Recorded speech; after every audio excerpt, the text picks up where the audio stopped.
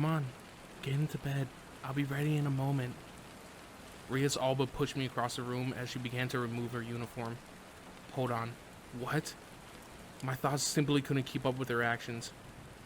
She pulled her skirt away, revealing her underwear. Her pure white panties were dazzling. The shape of her legs was breathtaking. Her luxurious thighs simply begged to be caressed.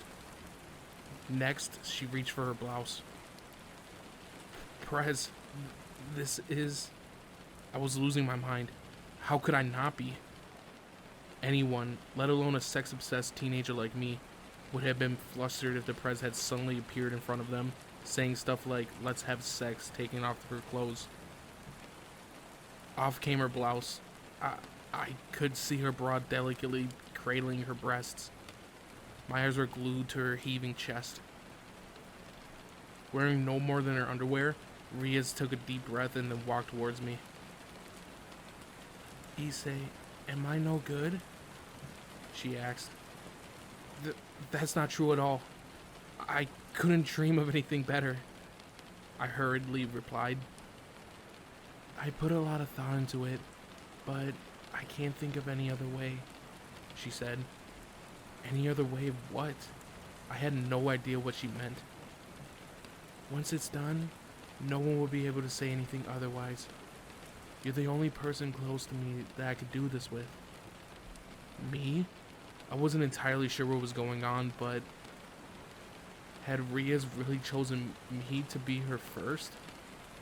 This was an honor, or at least that's what I wanted to say, but I couldn't form my words. Yuto would be no good. He's a knight to his core. He would have refused. I have to choose you, Issei. I beat Kiba? I might have not known what was going on, but this was something to be proud of. Victory was mine. You damn pretty boy. You're still lacking in a few areas, but you have true potential. Rhea stroked my cheek with the tip of her finger. My skin was tingling, and my heart trembled in excitement. Some unknown energy was coursing through my body. You're the only one that would agree to this immediately after I asked. Prez. Riaz drew closer to me and pushed me down onto the bed. She climbed on top, straddling my waist. Her buttocks and thighs were pressing against my you-know-where. Her crimson hair traced gently across the lines of my body. The scent of those brilliant locks were pure bliss. My ears caught the sound of her bra being unhooked.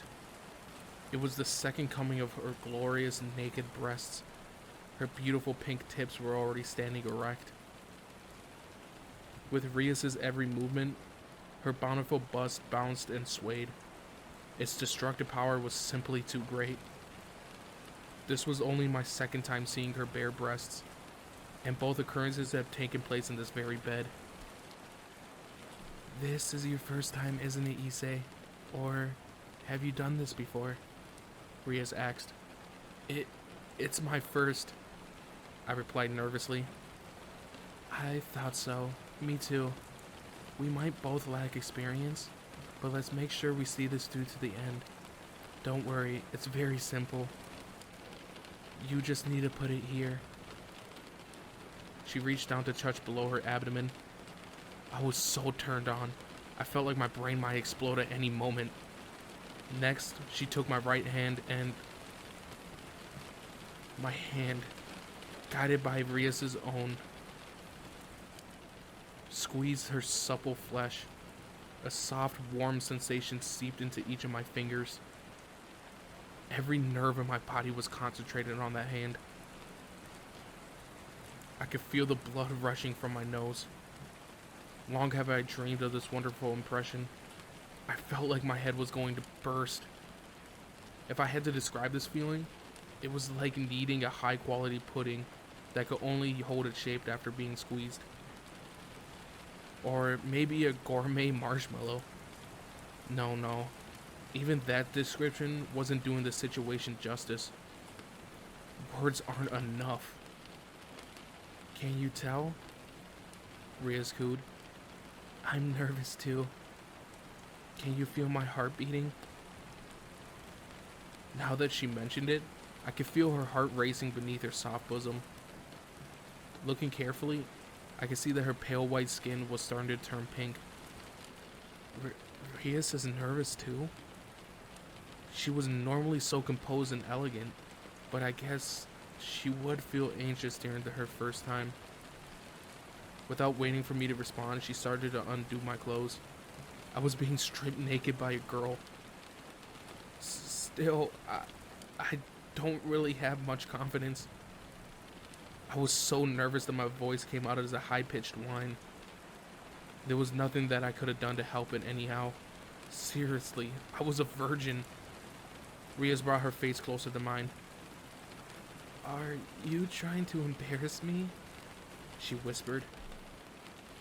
Those words were enough to blow a hole in my consciousness. That was the sound of all my reason and self-control leaving me. I seized Riaz by the shoulder, pushing her down on my bed. To think that there was a fully naked girl laying beneath me was almost inconceivable. She had said that I could do it with her, though. Ready yourself, Ise Hiro, I thought. While it had been incredibly sudden, my time had come at last. No. I began to wonder, is this really okay? Still, a popular, gorgeous, older woman had asked me to. There was no way I could resist. I gulped, catching my breath. Just as my body began to lean against hers, the floor of the center of my room lit up once again. Who is it now? I thought. Riaz glanced towards the light and let out a sigh. I guess I was too slow. She stared sullenly down at the magic circle. The insignia was, yet again, the House of Gremory. But who could it be? Regardless of whether it was Kiba, Akano, or Konako, this was a bad situation for someone to walk in on. Against all expectations, the one who emerged from the magic circle was unfamiliar silvered-haired woman wearing a maid outfit. Hold on, a maid outfit? She took in the scene of Riaz and me on my bed. Are you trying to break your agreement, Lady Riaz? She asked coolly. Riaz raised an eyebrow. This was the only way Father and Sir Zex would listen. His lordmanship and Master Sir Zex will both be disappointed to hear that you gave your chastity to a lowly servant like this. His lordship? Sir Zex? Who on earth are they? Based on what Riaz had just said, maybe the maid meant her father and some other relative. An elder brother, perhaps? Did that mean Riaz had siblings? Hold on. Lowly? That's me she was talking about, right? Had this maid lady really formed such a poor opinion of me that quickly? Riaz's expression turned sour. My chastity is mine to do with as I please. What's wrong with giving it to a man of my choosing? And don't you call my cute little servant names. I won't spare you my wrath, Graphia. Prez, I'm touched that you would stand up for me. The woman, apparently named Graphia, picked up Riaz's bra. In any event, you are the heir of the House of Gremory, so please don't go carelessly exposing yourself to random gentlemen. That applies to even the best of the situations. With that, she fitted the bra back onto Riaz's body. The woman turned towards me and bowed her head. How do you do? My name's Graphia. I serve the House of Gremory. Pleased to make your acquaintance. She introduced herself with formal politeness. I'd been taken aback when I first seen her. What with her insulting me, but now that I have a good look, it was clear that she too was a beautiful woman. Even if she were human, she probably would have been in her early 20s. She came off as a calm, cool-headed person, but with her radiant silver hair plaited into 3 braids and knotted together, and her gleaming argent eyes, she was a sight to behold. Gravia, huh? Maybe I had a thing for older women too. As I partook in the sight of the lady in the maid outfit, Riaz pinched me on my cheek. I hope Prez knew how much that hurt. Gravia, did you come here on your own volition? Or did someone send you? My brother, perhaps? Riaz wore an annoyed frown. It seemed fitting expression for a girl her age, but I've never seen this side of her. All of the above, Gravia replied. Riaz took a deep, resigned sigh. I see.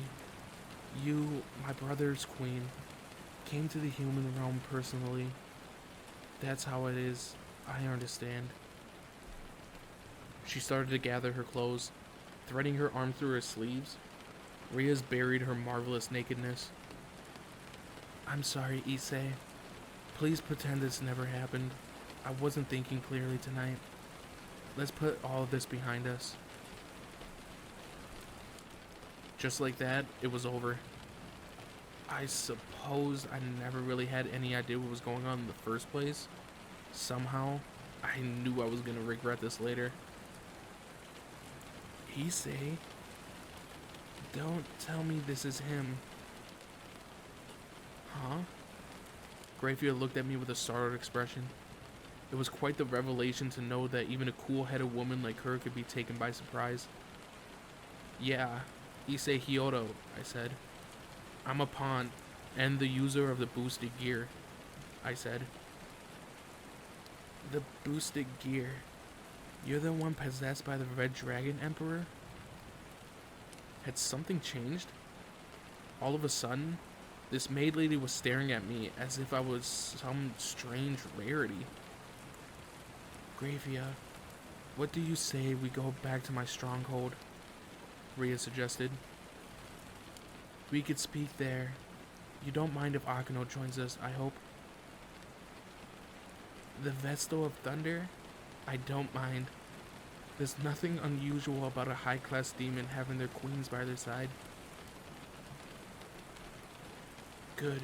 Issei? Riaz called as she sauntered over. She brought her face to my cheek and the touch of her lips against my skin. Whoa. Whoa. A kiss on the cheek? Please forgive me for tonight. I'm sorry for bothering you. I'll see you tomorrow in the club room. With that farewell, she and Gravia disappeared in the light of another magic circle. I brought my hand to my cheek, the soft touch of Riaz's kiss still lingering. Issei, came Ozzy's voice a short time later. You can shower now. The next morning, Ozzy and I made our way to school at the usual time. I rubbed my eyes. I hadn't been able to get any sleep whatsoever. Damn it. Damn it all. I knew I was going to regret what happened with Riaz. I spent the whole night writhing in agony in bed. That warm, soft sensation of Riaz's breast lingered on my hand, and the sight of her naked body was engraved into my vision. My whole being had been taken by those memories. This left me with no choice but do all those perverted things to myself throughout the night. The whole night through. I had to do something to bring my burning lust under control. What with how it all ended just moments before the main event. Unfortunately, that had now left me completely dejected. Are you alright? Azia asked me worriedly. The way her pure, innocent eyes stared up at me just made me feel even more dirtied. I'm sorry, Azia, I thought. I tried to do something while you were gone that I can't tell you about. There was no way I could admit that the president appeared in my room and wanted to sleep with me. You didn't do any training today. You aren't hurt, are you? She really did look deeply worried. I'm so sorry, Azia. My usual session had been canceled. I had received a message from Riaz earlier this morning saying that the regular practice had been called off for the day. Well, I was hardly in the state to do it anyhow, especially now with Riaz. My legs carried me unsteadily to the gate, and from there, my classroom went. Issei! Matsuda was storming down the corridor towards me. His expression was one of rage and indignation. Oh shoot, that's right. Die! Motohama was approaching at high speed from the other direction. They were really getting ready to hit me with the lariat coming from both directions. There was nowhere else for me to run. Ah!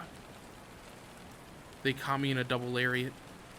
The both of them wrapping their arm around my neck and dragging me to the ground. Damn those two. I raised my hands to my neck, grasping for breath. What the hell? Matsuda wailed. Issei, you bastard! Monohama grabbed me by my collar, his eyes burning with murderous intent. Come on, what's with you guys? I blurted, trying to pretend like I didn't know what they were talking about. That wasn't nearly enough to placate their anger, however. Quit screwing with us. What the hell was that? He looked like one of those goons from a fighting manga. And he was wearing a gothic Lolita dress. Was that his ultimate weapon or something? Matsuda screeched as he bawled his eyes out. It sounded like the two of them had followed up on the number I had given them. Yeah, the shock of meeting Mill must have been too much for them. Mill was a regular client for my demon work. She was a girl at heart trapped in a body of a legendary strongman. One who dreamed of becoming a magical girl. Her most charming characteristics were her gothic Lolita outfit and her cat ears she always wore. You might think that this explanation doesn't make much sense, but it's the truth. All I could say was that she undoubtedly had a heart of a maiden and the machismo body of a professional wrestler. That's not all. He brought some friends along. I didn't know what kind of meeting this was, but they looked just like Mill. I was terrified. I thought they were going to kill me. Oh, so there's more than one of them? Just imagining such a scene gave me chills. Were they mass-produced somewhere or something? The Mill series?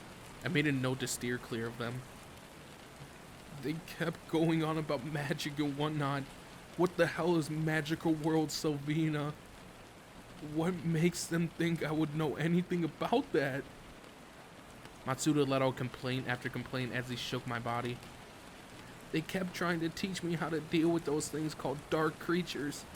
Apparently, if you can defeat them with some rare powder made by mixing salt extracted from the Dead Sea with some moonlight flower that blooms only at night, I would have thought a regular old punch from Mill would be outright to kill something. Motohama too kept growling as he held my head down. I guess you could say my friends just came back from a nightmare. What's the problem? At least you know how to deal with dark creatures now, I joked. With that, the two of them unleashed a double brain buster on me. Maybe the president has been worried about some family matters, Kiba suggested as we made our way to the old school building. Ozzy and I met up with the pretty boy on our way to the club room, so I decided to try to ask him about Rias' constant state of distraction. But it sounded like he didn't know any more than I did. Would Akano know what's bothering her? I asked. Kiba nodded. She's the president's right-hand woman, so if anyone would know, it would be her. I knew I wasn't particularly polite to inquire about the presence behind her back, but given what happened last night, I was worried. That said, I couldn't tell anyone else about that. There was liable to be quite an uproar if others found out. It didn't matter now anyways. For the time being, I had to do whatever I could to help. When we arrived at the door to the club room, Kiba broke into a serious frown. How could I not recognize her presence until now? He narrowed his eyes. What is this? I wondered. What could have happened? I pushed the door open without giving Kiba's expression much thought. Inside were the Prez, Akano, Konako, and the silvered-haired maid, Grafia. She was looking just as composed as she was last night. The Prez was plainly in a sour mood. Akano wore her usual smile, but it was a cold sort of aura emanating from her. Konako was sitting quietly on a sofa in the corner of the room. It was clear that she didn't want to be involved in whatever was going on. The tension was palpable, even with the room devoid of conversation. Uh-oh, I heard Kiba murmur behind me. He, Ozzy, and I entered the room, but no one called out to greet us. Ozzy no doubt was also sensing a strained atmosphere, gripping the edge of my sleeve with an uneasy look. I patted her on the head to silently reassure her. Riaz looked at each of us in turn. I see we're all here. Before we get started, there's something we have to discuss. Perhaps I should explain this, Lady Riaz, Grafia suggested. Riaz raised her hand to stop her. The truth is... But no sooner did she begin to speak than the magic circle in the center of the room let out a flash of light. Huh? Someone's jumping into this room? But every member of Riaz's familia is already present. Maybe it's someone else who serves the House of Gremory, like Grafia? I quickly realized that my assumption couldn't have been further from the mark, and I had still so much to learn as a demon. The magic circle changed from its usual form to an unfamiliar pattern. It was a crest that didn't belong to Riaz's familia. A phoenix. Kiba whispered by my side. That meant it didn't belong to any member of the Gremory familia. Light engulfed the room. A figure formed within the dark circle. Flames erupted from the insignia, filling the room with rolling heat. Damn, it was hot. My skin was practically letting off sparks. The silhouette of a man appeared in the flames. As he swung his arm to the side, the conflagration subsided. It's been a while since I last visited the human realm. The man was garbled in a red suit. He sported it casually. He had no necktie, and the top buttons of his shirt were undone, exposing his chest. Judging by his appearance, he looked like he was in his early 20s. While possessing yet well-cut features, he had the aura of a reprobate. Immediately, the man buried his hands in his pockets. To me, he seemed like nothing more than a guy from a host club. Did that make him a host demon? To top things off, he had that kind of pretty boy face that always got on my nerves. If Kiba was the epitome of a gentle guy, the new arrival was the wild type. He cast his gaze around the room, then broke out in a smirk as it landed on Riaz. My dear Riaz, I came to see you. Dear? I thought. Just what kind of relationship did he have with Prez? Riaz stared across at him, her eyes narrowing in suspicion. She certainly didn't look happy to see him. The pretty boy clearly didn't know about that though, and continued towards her. Now then, Riaz, let's go take a look at the venue. The date is all settled, so sooner that we get there, the better. What an inconsiderate jerk. Who on earth did this guy belong to? Kiba said something about a phoenix, but that doesn't... Then the host guy grabbed Riaz's arm, the bastard. Let go of me, Riser. Riaz's voice was uncharacteristically low. She flicked his hand away. Whoa, what a terrifying reaction. I've never seen the Prez this angry before. The guy, Riser, didn't seem to mind much being brushed off though. His every movement really seemed to agitate me. Before I knew it, I found myself yelling at him. Hey you! What's with that attitude? You don't speak like that to a lady, I warned him sharply. He turned his gaze to me, looking me over as if I was a piece of trash on the side of the road. Man, he was really starting to piss me off. Huh? And who are you supposed to be? It was clear that Riser was in a bad mood now. His voice no longer had the sickly sweet tones in which he addressed the Prez. There was no way he was going to look down at me. His hatred was palpable. Even so, I was going to say my piece. I belong to Riaz Gremory's familia. I'm Issei Hyodo, her pawn. There, I said it. I named myself. What's your next move, you damn demon host? Okay then, he replied. Huh? Such an indifferent reaction caught me completely by surprise. It kinda hurt. Did this mean Riser wasn't interested in me at all? Fine. Anyway, who are you? I shot back. For the first time, he seemed genuinely surprised. Oh, Riaz, you haven't mentioned me to your servants? And here I thought there wasn't a demon alive who didn't know my name. You were reborn as a demon, right? Even so, there was no need to tell them, Riaz said it acidly. Ah, you sound as bitter as ever. The guy's smirk shifted into a low laugh. At that point, Greyfair interceded. Issei Hyoto. Yeah. This is Riser Phoenix. He is a pure-blooded high-class demon and the third son of the distinguished House of Phoenix. Ah, a high-class demon of the House of Phoenix. I guess that meant he had a noble title of his own then. The name Phoenix bore an obvious similarity to a mythical immortal bird that had something to do with fire. I wonder if perhaps that meant phoenixes were just as real as demons were. The more important question was, what did this have to do with the Prez? Was he a friend, a childhood acquaintance? Unfortunately, the truth of the matter surpassed even my wildest expectations. He is also the fiancé in the next House of Gremory, Grafia added. Huh? Fiancé? Of the next head of the House of Gremory? That means the Prez, right? He is engaged to Lady Riaz. What? Engaged? What? My screams filled the room. That bastard was Riaz's fiancé?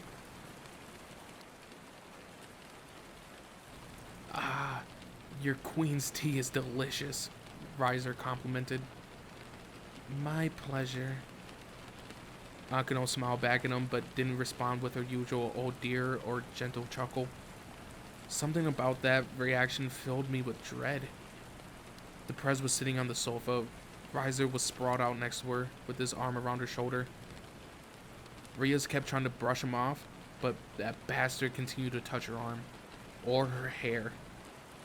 Despite how uncomfortable the Prez was, Riser insisted on acting overly familiar. Seriously, could he be any more of a jerk? We, Riaz's servants, had been made to sit away from the two high-class demons, reduced to watching them from the sidelines. Ugh, just looking at them was enough to tick me off.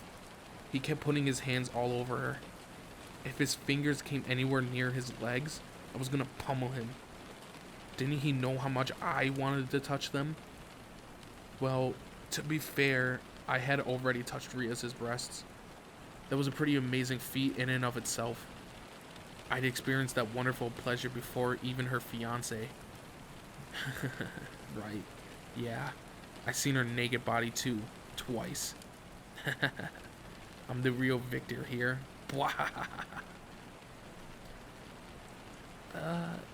Issei? Azia, sitting behind me, wore a confused look. Did something good happen? Clearly, my enjoyment of victory over Riser had been showing on my face. No lewd fantasies allowed, Konako whispered scathingly. I had to wonder if that girl was a mind reader or something. Issei, you should at least wipe the drool from your face. Kiba pointed out with his usual refreshing smile and gave me a handkerchief. Mind your business. Before I could clean my face with my sleeve, Azia wiped it away with her own handkerchief. You must be looking forward to snacks and afternoon tea. It's almost time, she said. Oh, that carefree smile of hers was gut-wrenching. She probably hadn't even suspected that I was having dirty thoughts. Thanks, Azia, I said, but in my heart, I apologized to her with all my soul. At that same moment, cut it out. Riaz's furious voice echoed across the room. When I glanced back, she had risen to her feet and was glaring sharply at Riser. His smirk was as smug as ever. How many times do I have to say it, Riser? I will not marry you. Sure, you said that before, but that isn't how it works, Riaz. You know, I think you know that. I think you understand just how serious your family situation is, don't you? Your concern is noted, but as the heir of the House of Gremory, I will be the one to decide who I am to marry. My father, my brother, and everyone else are being too impatient. They agreed that I was free to spend my time as I pleased in the world until I graduate from Human University. Sure, you're essentially free, but you can go to college and do whatever you like with your servants, but that won't stop your father or your dear brother Sir Zex from worrying. They're afraid your house and your very lineage are facing extinction. You know how many pure-blooded demons died in the last war? Even now that it's over, we're still at odds with the fallen angels and the forces of God. It isn't unheard of for once great families to have their heirs knocked off in pointless skirmishes with our enemies. And when that happens, the Gremory line will be no more. Knowing that, isn't it natural for two pure-blooded high-class demons to get together? Even you must realize how important the children of such a union would be. Riaz and Riser's conversation had turned something beyond my comprehension. As stupid as I might have been, however, even I could tell it had something more important to do with the demon realm. Riaz fell silent at the seriousness of Riser's explanation. Her eyes, however, remained stern. Riser took another sip from his tea before continuing. This new wave of demons, reincarnated demons born from humans, like your servants here, may be on the rise these days. But where does that leave us high-class demons? The old guard. Sure, there are those long-standing families who bind their fates with powerful reincarnated demons, and that's fine. We do need fresh blood to survive, after all.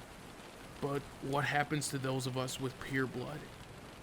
We can't allow ourselves to die out, can we? That is why we're chosen, you and I. I have 2 older brothers, so my bloodline will be just fine. But you only have 1 sibling, and your brother has already left your house. That leaves only you, Riaz, to inherit the name of Gremory. If you don't marry, your blood would dry out within a generation. Is that how you want your family's long vaunted tale to end? Thanks to the war, more than half of the 72 pillars have already crumbled to dust. This union is about the future of demonkind. The conversation has already turned serious. I recalled that Kiba had mentioned the 72 pillars once before. In the distant past, there were 72 clans of noble demons, each in possession of dozens of vast armies. Most, however, had met their end during the war. Riaz's was one of those pure-blooded clans that survived. All that talk about marriage has really raised my ear, but the situation had sounded more complicated than I first assumed. Pure-blooded demons, in other words, were ones like Riaz and Riser. Those parents and their parents' parents were all pure demon stock, which I guess made Ozzy and me reincarnated demons by contrast. It sounded like a pretty ancient tradition, which likely meant my opinion wouldn't really count for much. That was fine though. I was content to go along with whatever Riaz decided. But only after finding out what she really wanted, of course. I have no intention of destroying my family, and I will take a husband, Riaz stated. Riser broke into a broad smile at this declaration. Ah, I knew you would make the right decision, Riaz, then let's... But I won't marry you, Riser, Riaz interrupted. I shall wed whoever I see most appropriate. Even the sole heir of an old waning lineage has the right. At this, Riser's mood suddenly soured. his eyes narrowing as he clicked his tongue in anger. You realize, Riaz, that I carry the name of the House of Phoenix on my shoulders, right? I'm not about to let anyone drag my name through the mud. You think I wanted to visit this cramped, shabby corner of the human world? Just so you know, I despise this realm. The fire and wind here are filthy. For a demon like me, who commands these two elements, is intolerable. A funnel of flame appeared, twisting around Riser's body. Embers danced throughout the room. I will reduce your servants to ashes and drag you back to the demon realm by force if I have to. His hostility and malevolence spread throughout the club room. All at once, there was a powerful pressure bearing down on me, on all of us. A cold shiver raced down my spine, and my hair stood on the end. This was the killing intent of a high-class demon. It was horrible. My whole body was trembling. Azia gripped my arm. She too was quivering, no doubt stricken by fear. I wouldn't have expected her to be able to withstand this sudden, frightful atmosphere. It was the same sense of uneasiness that had hung in the air when I faced the fallen angels. No, this was worse. Kiba and Konoko weren't shaking, but it was clear they were ready to fight at a moment's notice. The Prez rose to meet Riser, a red aura emanating from her. Riser's whole body was blazing with fire, permeating the entire room with an intense heat. At such an intense temperature, we would have clearly been reduced to cinders if we let him even touch us. Riser's flames felt as strong as Rias' own power. The Prez was stronger than a fallen angel that I had defeated, but if this Riser was as powerful as she was, then he had been pretty formidable, right? The flames gathering around Riser spun on either side of him, and came to look just like the wings of a bird. Despite such boiling tension, there was one person who remained unflinchingly serene, Graphia. Lord Riaz, Lord Riser, please calm yourselves. I won't be able to stand by if both of you keep this up. For the sake of Lord Surzek's name and honor, I won't hold back. Graphia's voice was quiet, yet intense. Rias's and Riser's expression both stiffened. Graphia, it seemed, was someone to be wary of. The flames enveloping Riser's body subsided, and he breathed a deep sigh, shaking his head. I don't want to get on the wrong side of the woman lauded as the strongest queen alive. And I definitely don't want to get into a quarrel with those monsters Surzek has in his familia. Rias's brother sounded like a powerful figure. I never imagined that Graphia could have been so strong. She didn't come across as menacing at all. Rias too quelled her red aura, and she relaxed her battle posture. By the look of it, the worst had passed. Seeing that both Riser and the Prez were no longer preparing to fight, Graphia continued. His lordship, Lord Surzek, and those of the House of Phoenix were well aware of the situation might come to this. To tell you the truth, these were supposed to be the final discussions. However, everyone's expected that we might not be able to resolve this issue here, so they devised a solution to break the stalemate. What exactly do you mean, Graphia? Riaz inquired. Lady Riaz, if you're determined to have your own way, may I suggest that you resolve this by defeating Lord Riser in a raiding game? Riaz felt speechless by the suggestion. She looked well and truly taken aback. The raiding game? I knew I heard that name somewhere before. Kiba, perhaps noticing my consternation, explained. It's a game played between noble demons where they have their servants fight against each other, he whispered to me. Ah, now I remember, I thought. It's basically a contest between two demon familias, by way of their pawns, knights, rooks, bishops, and queens. Apparently, one's skill at the game had major influence on the demon's standing in society. I recall that demons weren't allowed to play in the game until they reached adulthood. However, which should have ruled out the Prez from participating. Graphia, however, soon answered my unvoiced question. As you know, Lady Riaz, only demons who have reached the age of maturity are permitted to enter the official rating game matches. However, in cases where the entrants are underage, unofficial matches are permitted between two pure-blooded demons, only of course when it involves a dispute between two families concerned. Riaz finished with a sigh. In other words, you're saying that my father and the others decided to settle this through the match in the event that I refused the engagement. Just how much do they intend to meddle in my life? She was clearly infuriated. I could feel her tempo bubbling just below the surface. This side of her was truly terrifying. Do you refuse to decide this through a match, Lady Riaz?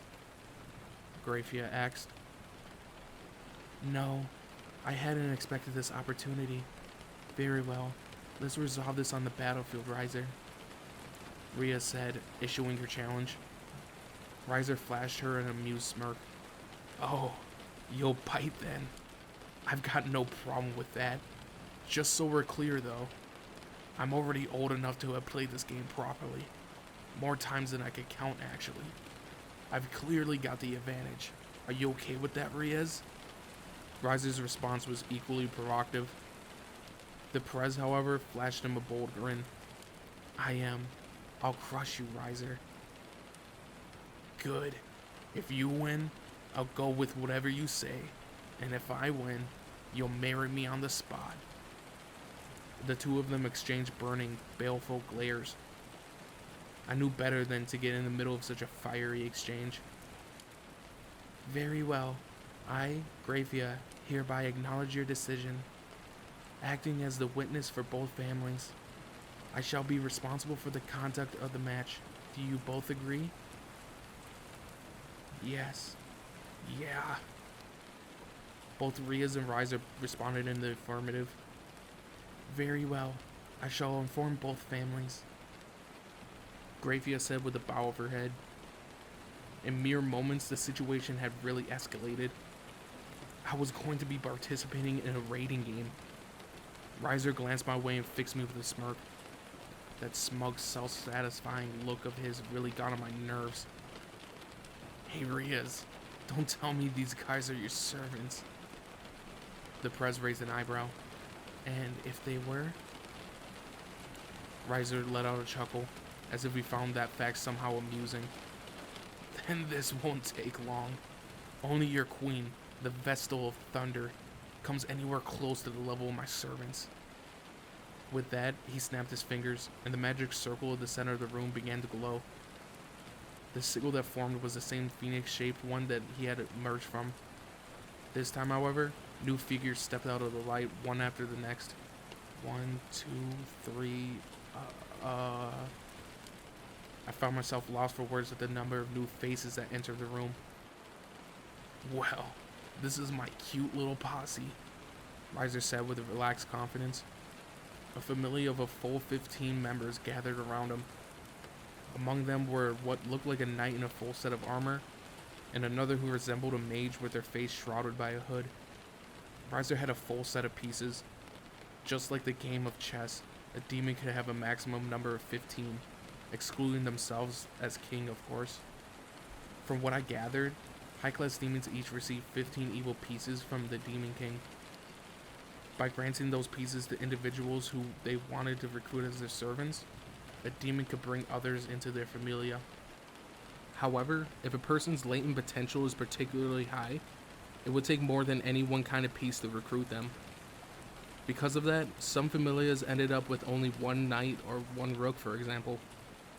There was actually a case like that among Rias' family, me. A demon could recruit at most 8 pawns, but due to a special nature of my sacred gear, the press had ended up using every single one of those pieces to resurrect me. That was why it wasn't unusual for high-ranking demons to have fewer than 15 servants. In Riser's case, though, he had completely filled his ranks. It was quite a magnificent spectacle. This demon familia of 16 members. On our side, all we had was our king, our queen, 1 rook, 1 knight, 1 bishop, and 1 pawn. 1 of each piece. In other words, it's 6 against 16.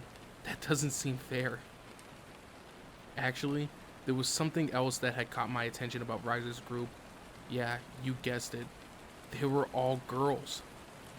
The knight and the bishop who I'd looked over earlier were both women. And there was one wearing a Chinese dress. And 2 with animal ears. And 2 identical girls that could have been twins. And a petite Lalita girl. And 2 curvaceous older women. And a classical Japanese beauty dressed in a kimono. And another wearing an elegant dress, who could have well been a European princess. And a wild-looking older woman with a sword swung over her back, and another dressed like a dancer, and a suspicious-looking woman wearing a mask covered half of her face.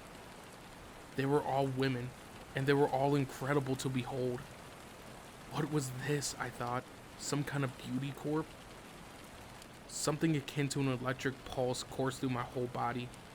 That Riser bastard had actually done one hell of a job. It was my dream come true.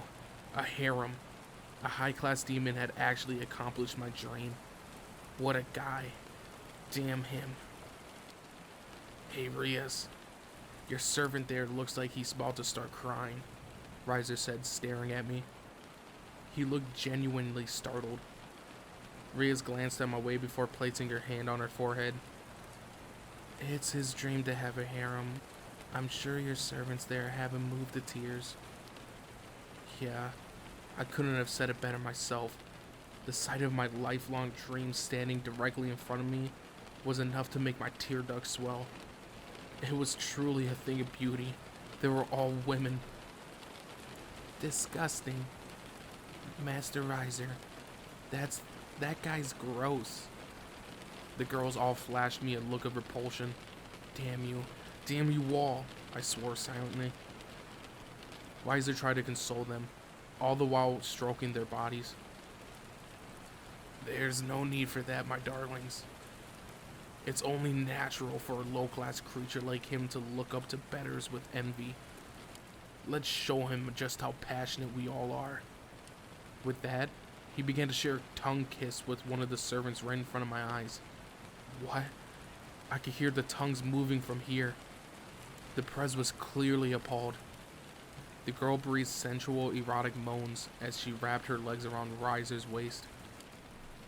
Damn it, my crotch was involuntarily responding to the spectacle. What? Beside me, Azia's face turned scarlet, with steam all but rising from her ears. This scene was likely a lot for her to process. Riser pulled himself away from the girl, saliva trailing from his mouth, and then he started kissing another one of his companions with equal fever. This was too much. He was seriously already moving on to round 2. Is it actually okay to do this thing with your servants? Really? Damn it. My jealousy was rising, but I knew if I worked my way to the top, that would be me one day. After finishing with the second girl, Riser looked down at me with a belittling smirk. You'll never be able to do this. That's what I felt that bastard was saying to me. You'll never be able to do this, my low-class friend. Don't say what I'm thinking out loud. Damn it. Boosted gear. I screamed with envy and rage, holding my left hand up in the air. With a burst of crimson light, the sacred gear on my left arm materialized into a red gauntlet engraved with the insignia of a dragon. This was the boosted gear, the gauntlet of the Red Dragon Emperor, a legendary and immensely powerful item.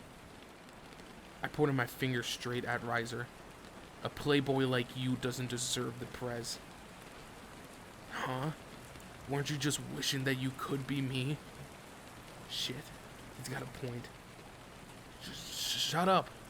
It's different when it comes to the Prez. With the attitude like that, you're gonna keep messing around with other women even if you do marry her? Great men are known to have great fondness of sensual pleasure. Isn't that a saying in the human world? Words to live by as far as I'm concerned. Anyway, I'm close to my servants, that's all. Doesn't Riaz dote on you too? I couldn't dispute that, but I didn't like the idea of letting this guy off the hook either. Maybe this was what it meant to despise someone too similar to yourself. The idea that Riser got on my nerves so much because I was younger, less experienced version of him with the unpleasant one. Great man, my ass. You were just some weird bird guy. A fiery phoenix? More like a roast chicken. Riser's face blazed in fury at my provocation. A roast chicken? You low-born dirt? You've got quite the mouth. How dare you speak to me that way? Riaz, is this how you train your servants? Riaz simply turned away from him. As if I care. You damn roast chicken. I'm gonna use my boosted gear to beat you to a pulp. I had my awesome sacred gear. With the way that doubled my power every 10 seconds, I could supposedly charge it to the point where I could be able to defeat God. As long as I was given enough time anyway. Forget about the raining game. I'll take you down right here and now. Boo! A deep voice boomed from the gemstone embedded in the back of the gauntlet. With that, my body swelled with energy. This is the power that brought down a fallen angel, you jackass. All Riser did was let out a resigned sigh. Milla, take care of him.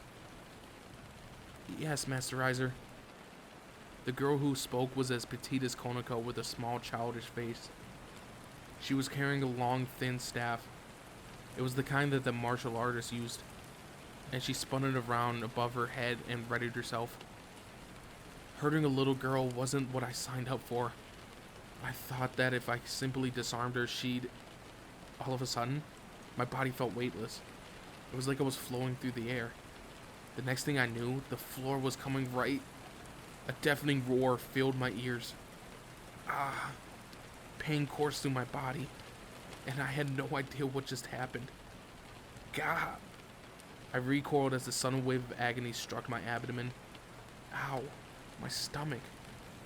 When did she get a blow-in on my stomach? Issei! Azia rushed towards me, placing her hand on my gut. At that moment, a faint green light enveloped me. Azia's gentle warmth washed away the pain. That was her healing ability at work. The power of her sacred gear made Azia capable of curing the ills of even those abandoned by God, like demons. Due to that ability, though, Azia had been pursued by the fallen angels. More importantly, though, I puzzled over what had happened to me. It was clear that I had fallen onto the floor. Looking around, I saw the desk that I crashed into was half destroyed, with all the miscellaneous items and decorations scattered across the ground. I glanced back at Riser and his group. The girl with the long staff was already stowing her weapon. She had hit me? Had she hit me? I didn't think I'd ever seen her move. Did that mean I was struck without realizing it? Had she thrown me into the desk? Riser strolled my way and leaned over me while I was still sprawled on the floor. You're weak, he whispered into my ear. Those words carved a deep wound in my heart. That was my pawn Milla that you just fought against. She might as well be my weakest servant, but she still has far more combat experience than you. She's still a better demon overall too. Boosted gear? Riser tapped my sacred gear with his finger, letting out a snort. Sure, that might be formidable, unrivaled sacred gear. Used properly, it could probably beat me, the Demon King, or even God himself. But it's had countless users before you, and none of them has ever been able to take down the Demon King or vanquish God. Do you understand what that means? Riser sneered in amusement. It means your sacred gear is incomplete, and its users are worthless weaklings who can't handle it properly. You're no different. What is it humans like to say at times like this? Right, casting pearls before swine. That's what you are, a worthless treasure. Ria's wasted her pawn when she made you a demon. Riser laughed out loud as he patted me on the head. Damn it. I clenched my teeth in mortification. I wanted to shout something back at him, but no words came. Riser was right. I was weak. I had been soundly defeated by a little girl. I hadn't even been able to see her attack. Never before had I felt so ashamed. Still, our match will be more interesting if you learn how to use it a bit. Riser cupped his chin with his hand, as if striking an idea. Riaz, how about we have our game in 10 days' time? I'm fine doing it right now, but that wouldn't be much fun. Are you giving me a handicap? Does that bother you? Anger and passion are fine, but they won't win the reigning game. If you can't draw out your servant's abilities, you already lost. There's nothing strange about training them up before your first match. No matter how great their potential is, no matter how massive their strength, I've seen more demons than I could count lose their first match because they can't put their tools to proper use. Riaz listened without responding. When he finished, Riser pointed his hand to the ground, and the magic circle lit up once more. 10 days. Knowing you, that should be enough time to train up your servants. He shifted his gaze to me. Don't disgrace Ria's pawn. Your strength is her strength. I knew at once that those words were meant for the Prez. See you at our match, Riser said in parting as he and his group disappeared into a flash of light. Damn him. Lying down on my bed, I desperately tried to bring my seething anger and frustration under control. After that encounter with Riser, Riaz called off our club activities, our demon work for the day. She had withdrawn into some deeper room in the old school building with Akano. Surely, they were holding a strategy meeting. They had to devise a tactic where they would ensure victory during the raiding game. It was the Prez's first match after all.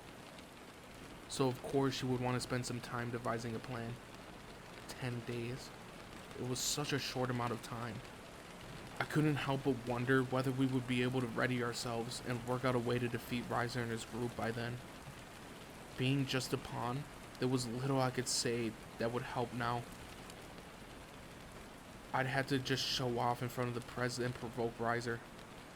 And all I had to show for it was a butt kicking delivered by a pipsqueak. Just thinking back on it all made me want to curl up and die from embarrassment. I was really weak.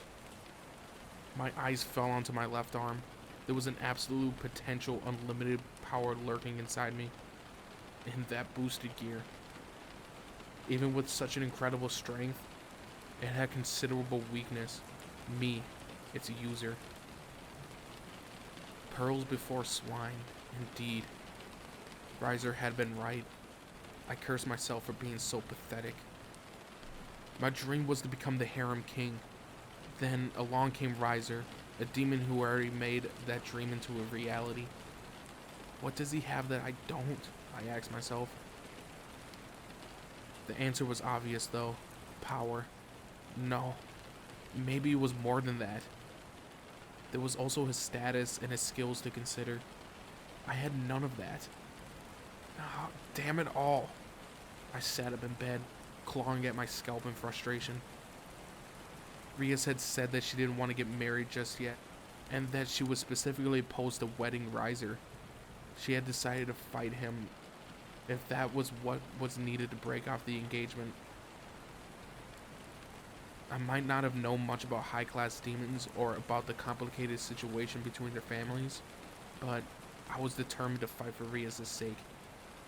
There was a lot that I owed to that crimson-haired beauty. That's what stirred me into action. I wanted to be there to support her.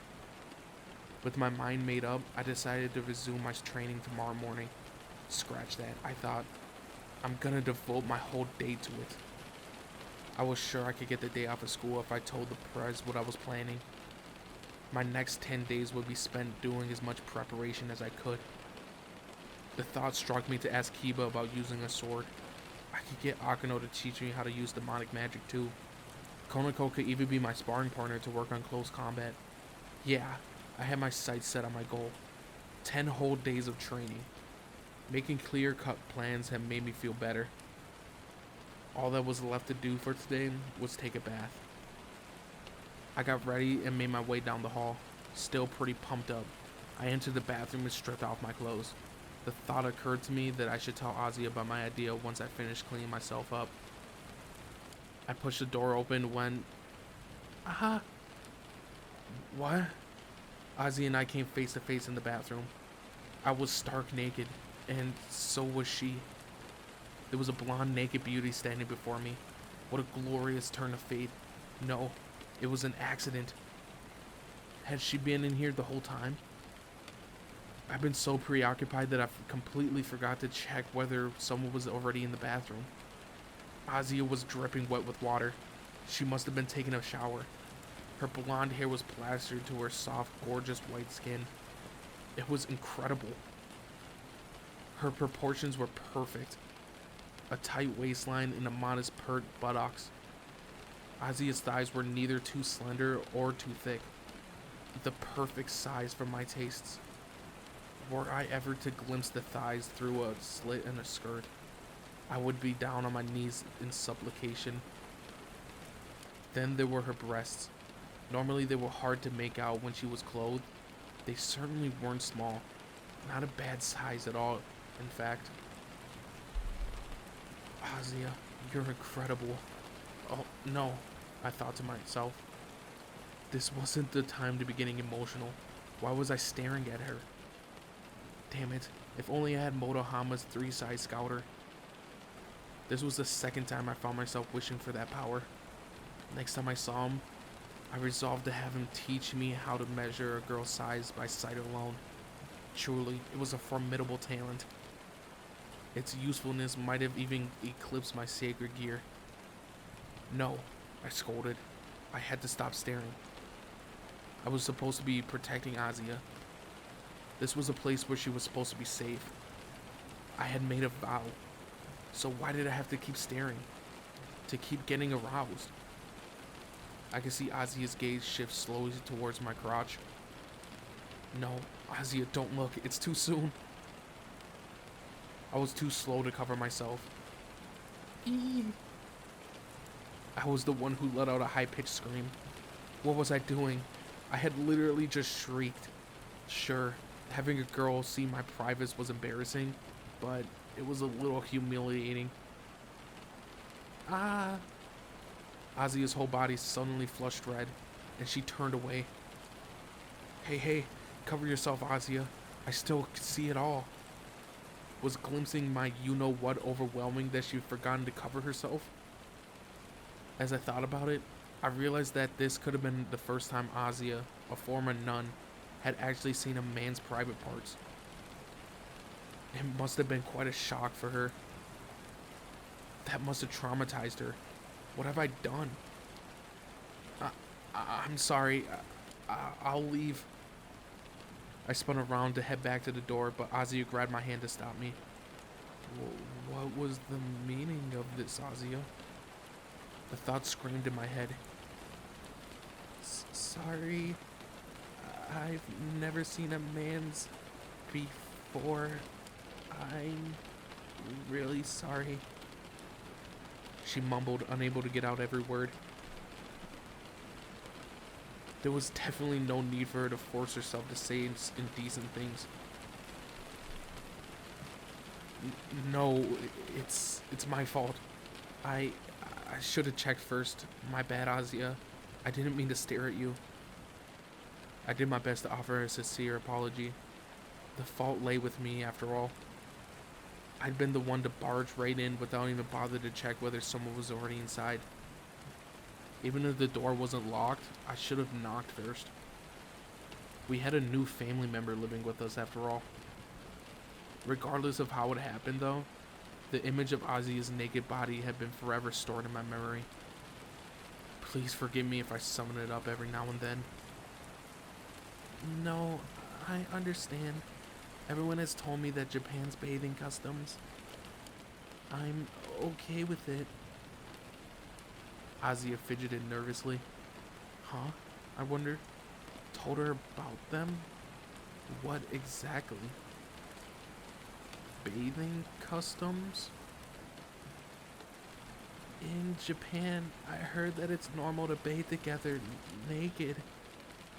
That you can deepen your relationship with someone by bathing together.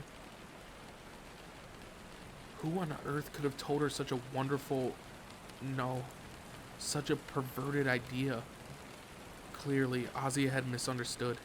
Communal bathing was a thing in Japan, but only between people of the same sex. Azia's cheeks continued to redden. I was told that if I wanted to deepen my relationship with someone I cared about, if it's Issei, no, I want to deepen our relationship. So, won't you bathe with me? Blood began to pour out of my nose. Nosebleeds were becoming a pretty common occurrence for me. Hold on. We're crossing a dangerous territory, Azia. I was a guy. Hearing a girl utter those magic words was making my libido skyrocket. I wasn't sure what I might do if we really went through with this.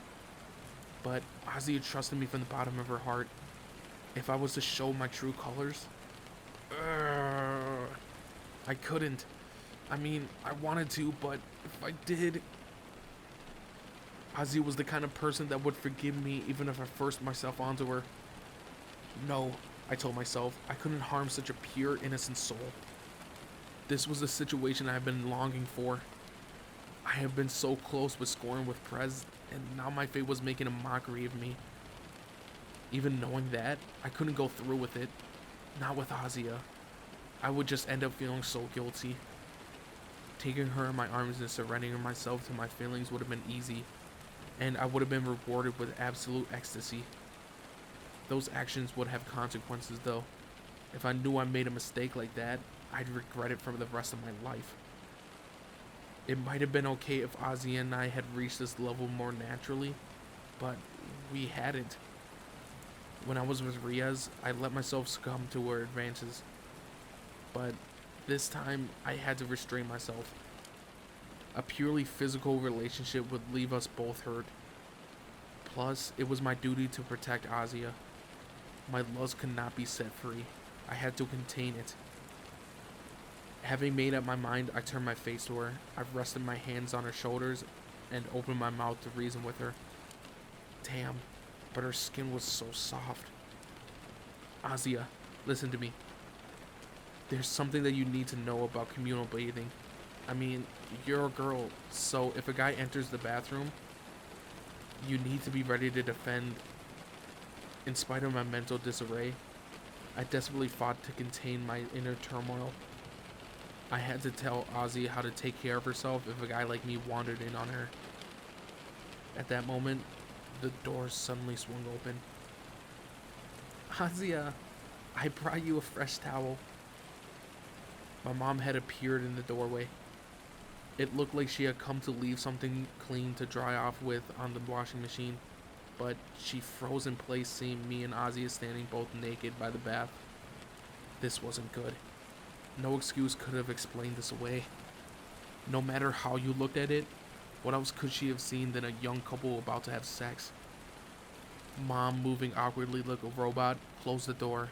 In a loud voice she cried, "Dear, we're gonna be grandparents." I fled from my bedroom, still completely naked and burying my face in my hands after the shame of it all. Had I dropped dead on the spot, I would have welcomed the escape. The next morning, I called Azia to my room.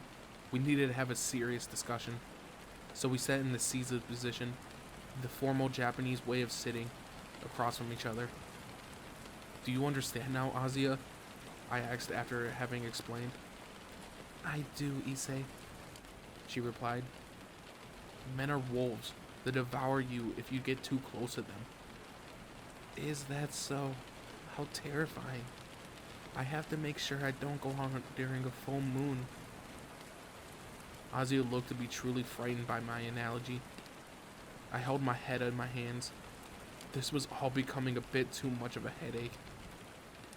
After the bathroom incident the previous night, I had to warn Ozzy about the danger posed to guys like me. She was simply too defenseless.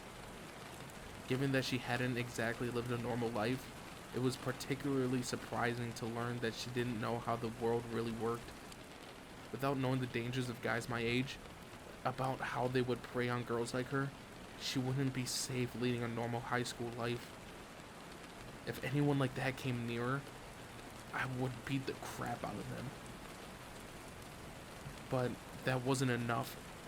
Ozzy needed to have the strength to protect her purity herself. Though perhaps this was some sort of thing Ozzy was better off learning from other girls. After what had happened last night, my parents, overjoyed, had gone to a late-night discount store to buy baby clothes and toys.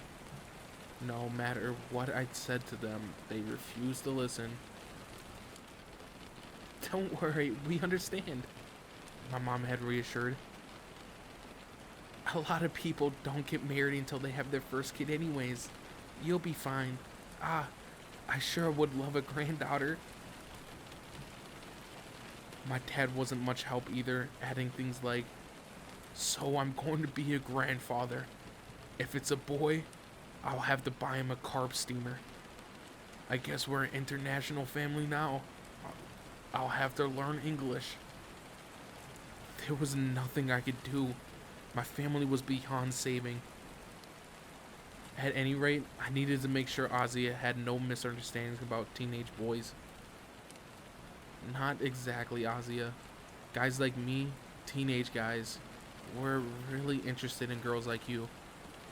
I don't think in any exaggeration to say that we think about you every day. We probably all have indecent fantasies every few seconds. If we get to see a girl's panties just for a brief moment, that's a cause for celebration. Do you have indecent fantasies too, Issei? Yeah. I'm a bit of a pervert. You knew that, right? Yes. Ozzy replied with a broad smile. That carefree look tore at my heart. Right. She already knew I was a pervert. Yeah, that's me. Guys like me are scary, okay? They could talk an innocent girl like you into following them into a dark place somewhere, and then do something really bad. Something bad? Ozzy tilted her head adorably. Seriously, her every movement was just too cute. They could touch you and touch you and touch you some more. They could subject you to some pretty indecent stuff. It's dangerous, okay? You should be afraid of them. Yes, I am. But if I'm ever in danger, I'm sure you'll come save me, Issei. She answered with a beaming smile, as if she had the utmost faith in me. I could feel my eyes growing hot. Yeah, she really did trust me. I was beyond moved. This was no time to get sidetracked, though, nor was it the time to get emotional. I cleared my throat. Still, you're a girl, Azia, so you need to have a better sense of danger and of how to deal with it. I really worry for you sometimes, seeing as how trusting you are of everyone. You're worried about me?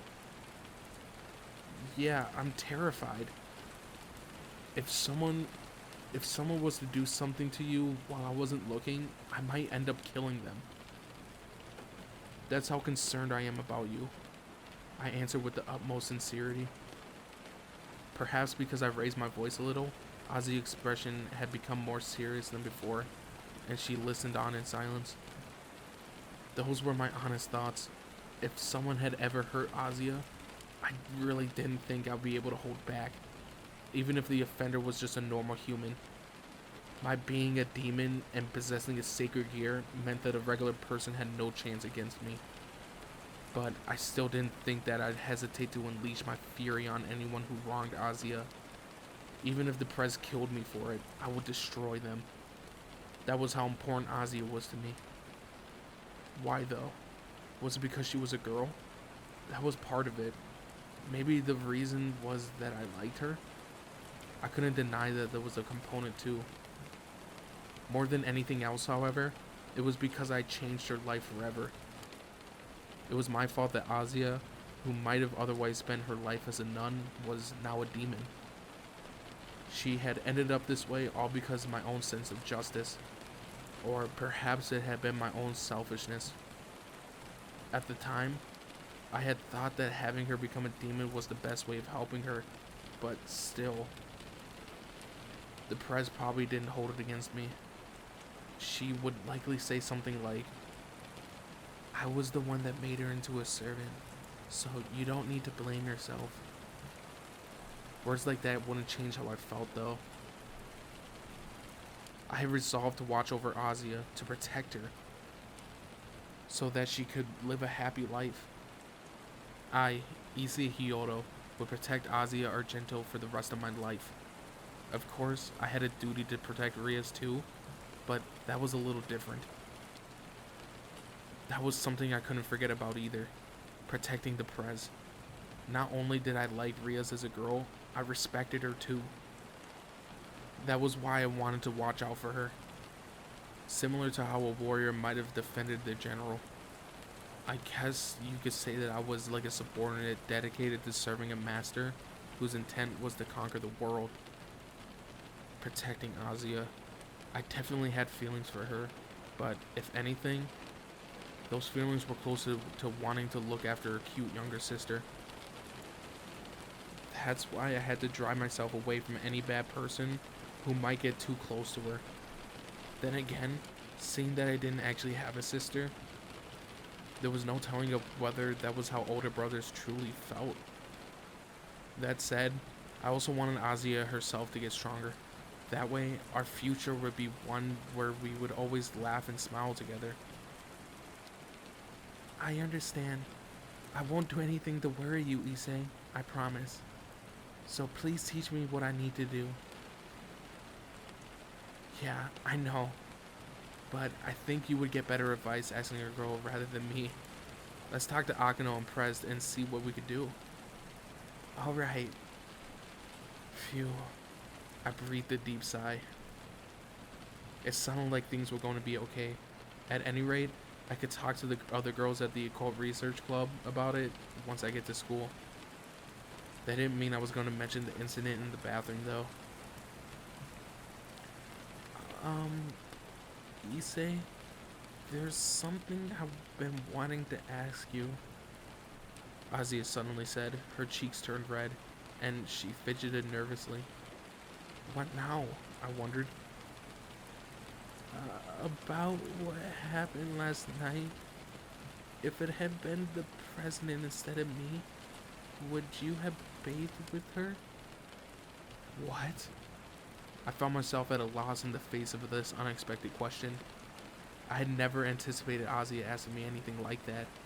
Despite turning a deep shade of red, her expression remained earnest and serious. Huh? Why ask this now? Azia's question had knocked me completely off balance.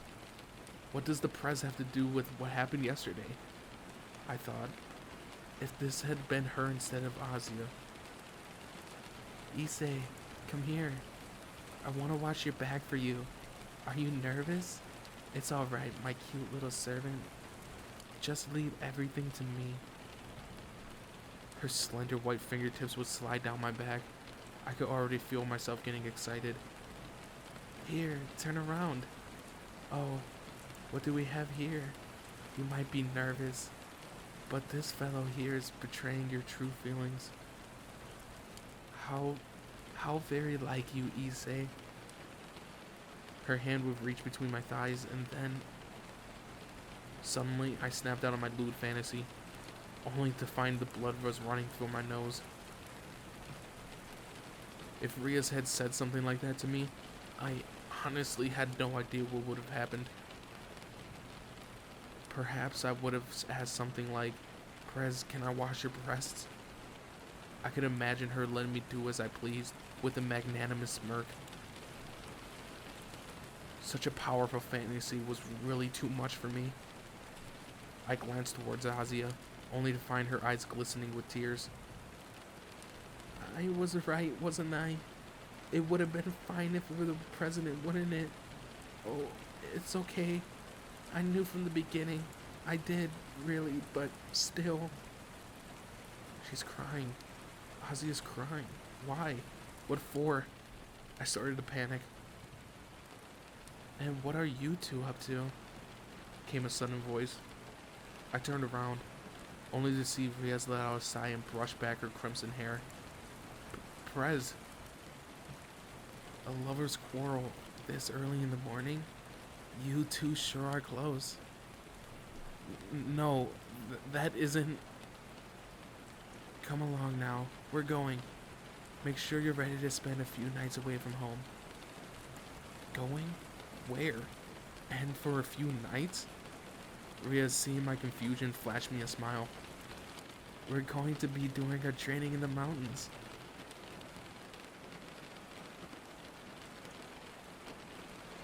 Ah!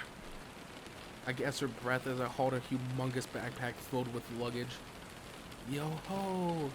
Yo ho!" Someone's voice echoed off in the distance. "Damn you, you show-off hiker," I cursed. "Go and have your fun."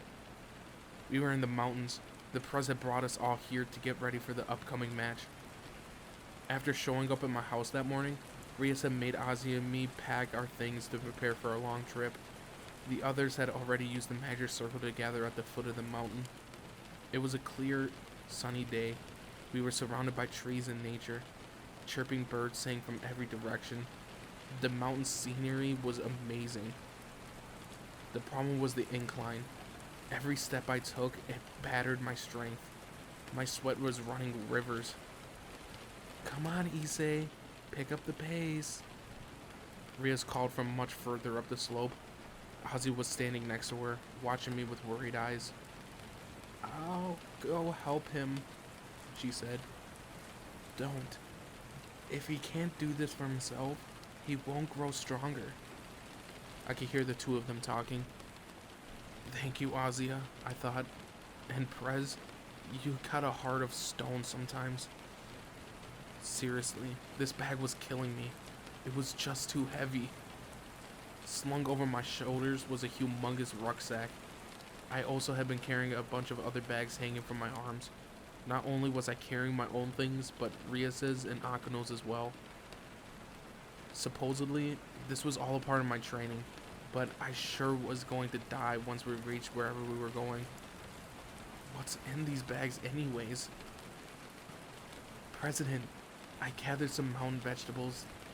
We can use them when we're cooking dinner tonight," Kiba said, passing by me with his overly cool expression. He too was hauling a huge backpack, but I was left speechless when I saw that he wasn't having any difficulty at all with the steep mountain path.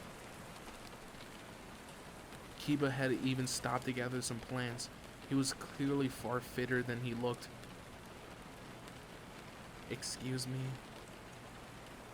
The next thing I knew, Konoko, hauling an even larger load of luggage, passed right by me. What? Just where did her Herculean strength come from? Damn it, I couldn't afford to lose to those two. Yeah. I poured all my strength into pushing up on the mountain. I was going to bite it. Seriously, my heart was going to give way any minute now. Things continued like this for a good while, until we reached the cottage that was our destination. From what I gathered, the wooden hut belonged to the Gremory family. It was normally hidden from human eyes, blending into the surrounding scenery thanks to some kind of enchantment. Now that we arrived to use it, it had become visible. A distant woodsy scent crept from somewhere inside.